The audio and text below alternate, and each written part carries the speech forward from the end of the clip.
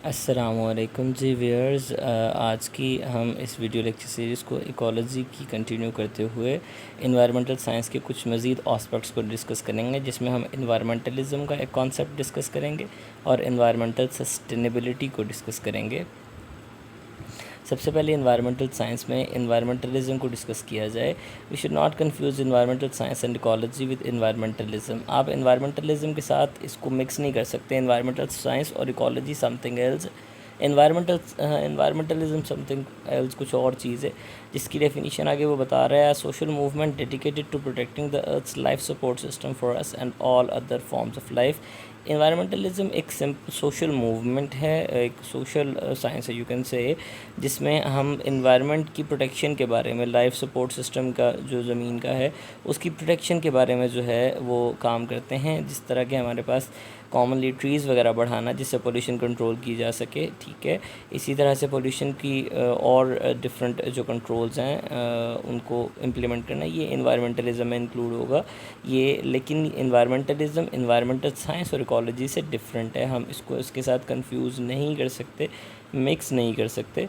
और इन्वायरमेंटलिज्म की ज़्यादा जो प्रैक्टिकल एप्लीकेशन है वो पॉलिटिकल और एथिकल एरिनाज में ज़्यादा पाई जाती है। रिल्म ऑफ साइंस के अंदर, यानी साइंस की दुनिया के अंदर ये बहुत ज़्यादा इंक्लूड नहीं की जाती। पॉलिटिकल और एथिकल जो एरिनाज हैं, एरियाज़ हैं यू कैन से, वो जो फील्ड्स हैं, मकामात, वो कैन मकामात तो नहीं, आप उनको ऑस्पेक्ट्स कह सकें कि उस तरह के एस्पेक्ट्स में इनको एनवायरमेंटलिज्म को ज़्यादा कंसीडर किया जाता है as compared to what we call the environment, जिसको हम एनवायरमेंटल साइंस कहते हैं, उसकी निस्बत में इसको पॉलिटिकल और एथिकल एरियाज़ में या उन अरीनाज में ज़्यादा कंसीडर किया जाता है। उसके बाद नेक्स्ट पॉइंट हमारा एनवायरमेंटल सस्टेनेबिलिटी है। सस्टेनेबिलिटी किसी भी सिस्टम की या अर्थ्स वेरियस नेचुरल सिस्टम्स की एबिलिटी है, और जिससे ह्यूमन कल्चरल सिस्टम्स की और इकोनॉमीज़ को सरवाइव किया जा सके।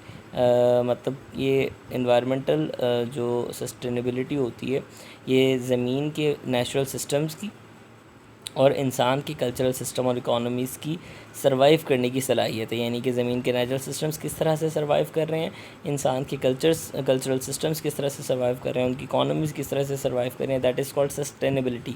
बरकरार रहने की सलाहियत यू कैन सिंपली से। तो सरवाइव करने की और अडाप्टेशन इसका एक और इम्पॉर्टेंट फैक्टर है। सस्टेनेबिलिटी में आपको सरवाइव करने के साथ साथ अडाप्ट भी करना होता है, यानी कि जो बदलते हुए कंडीशंस हैं, इंडेफिनेटली जो चेंज होते जा रहे हैं इन्वायरमेंटल कंडीशंस है, यानी कि जो हमेशा चलते रहेंगे, जो चेंज आता रहेगा। फॉर एग्जांपल टेम्परेचर चेंजेस, अगर आप पास्ट कुछ सालों का एवरेज टेम्परेचर देखें तो आपको उसमें इंक्रीमेंट नज़र आएगा। इसी तरह से हमारे पास जो एक्सट्रीम क्लाइमेट कंडीशंस हैं वो भी चेंज होती जा रही हैं with the passage of time. तो इस तरह से हमारे पास ये जो फैक्टर है ऑफ एनवायरमेंटल जो चेंजेस का, एनवायरमेंटल कंडीशंस में जो चेंजेस का, इसके लिए अडाप्ट करना एनवायरनमेंट अर्थ की वेरियस नेचुरल सिस्टम्स का और इंसानी कल्चरल सिस्टम्स का और इकोनॉमीज़ का, दैट इज़ कॉल्ड सस्टेनेबिलिटी। इस सारे प्रोसेस की जो एबिलिटी है सर्वाइव और अडाप्ट करने की किसी भी अर्थ के नेचुरल सिस्टम में या इंसान के किसी कल्चरल सिस्टम में, तो दैट इज़ कॉल्ड सस्टेनेबिलिटी। इसको सस्टेनेबिलिटी बोला जाता है। उसके बाद सस्टेनेबिलिटी में एक जो क्रिटिकल कंपोनेंट है, एक जो अहम जुज़ है सस्टेनेबिलिटी का, वो नेचुरल कैपिटल है। नेचुरल कैपिटल क्या होता है? नेचुरल रिसोर्सेज और नेचुरल सर्विसेज। कुदरती तौर पे जो रिसोर्सेज हमें अवेलेबल हैं और जो कुदरती तौर पे सर्विसेज जो मतलब हमें अवेलेबल हैं, जो कि हमें और दूसरी लाइफ फॉर्म्स को ज़िंदा रहने में और हमारी इकोनॉमीज़ को सपोर्ट करने में, हमारी लाइफ्स को सपोर्ट करने में काम दिया करती हैं, that is called natural capital. याद रखिएगा जी, एनवायरमेंटल सस्टेनेबिलिटी या सिंपल सस्टेनेबिलिटी का एक क्रिटिकल और इम्पॉर्टेंट कंपोनेंट है नेचुरल कैपिटल। और नेचुरल कैपिटल में दो चीज़ें शामिल होती हैं, नेचुरल रिसोर्सेज और नेचुरल सर्विसेज। अब नेचुरल रिसोर्सेज तो वो चीज़ें हो जाएंगी, वो प्रोसेसेस हो जाएंगे या वो रिसोर्सेज ज़रिए सिंपली हो जाएंगे जहाँ से हमें चीज़ें अवेलेबल हो रही हैं। नेचुरल सर्विसेज क्या चीज़ होती है? नेचुरल सर्विसेज वो प्रोसेसेस होंगे जो कि उन रिसोर्सेज को दोबारा इस्तेमाल के काबिल बनाते जा रहे हैं। अभी हम एक डायग्राम को ओवरव्यू करते हैं जिसमें मैं आपको इस कॉन्सेप्ट को वाज़िया करता चलूँगा।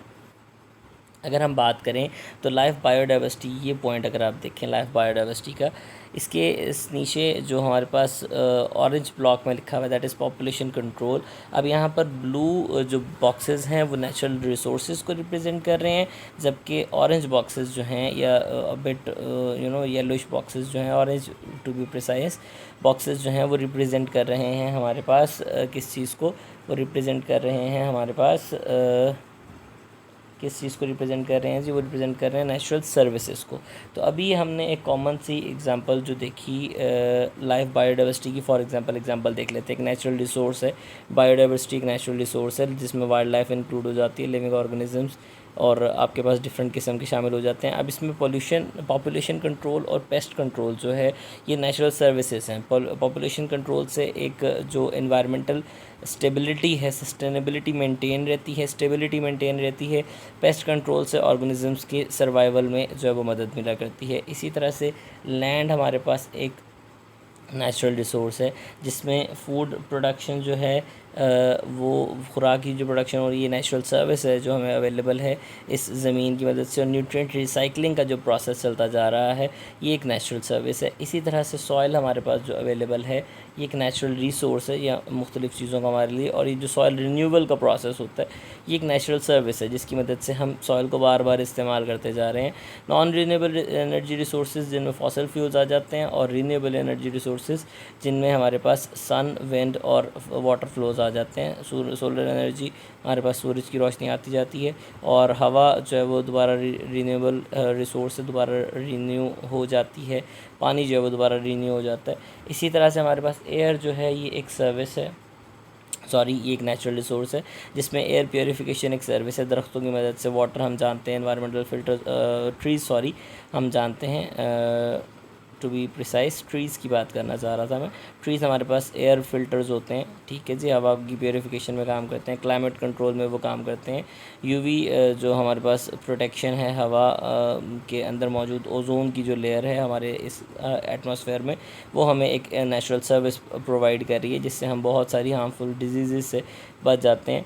इसी तरह अगर हम बात करें कि वाटर जो हमारे पास है वो भी एक नेचुरल रिसोर्स है जिसमें वाटर प्योरीफिकेशन एक नेचुरल हमारे पास सर्विस है जो कि सॉइल की मदद से और इवेपोरेशन के प्रोसेस की मदद से परफॉर्म होता है। वेस्ट ट्रीटमेंट हमारे पास जो है ये एक नेचुरल सर्विस है जो कि कुदरती तौर पे हमें प्रोवाइड होता है। नॉन रिन्यूएबल रिसोर्सेज में मिनरल्स, आयरन और सैंड जो है वो भी इंक्लूड हो जाते हैं। नेचुरल गैस, कोल और वगैरह जो हैं ये फॉसिल फ्यूल्स में इंक्लूड हो जाते हैं। तो इस तरह से हमारे पास जो है एनवायरमेंटल सस्टेनेबिलिटी में नेचुरल रिसोर्सेज और नेचुरल सर्विसेज बहुत इंपॉर्टेंट रोल प्ले करती हैं। हमारे पास इनके अकॉर्डिंग जो है हमें अपनी वर्किंग को, अपने प्रोसेस को कंटिन्यू करना होता है। Thank you so much.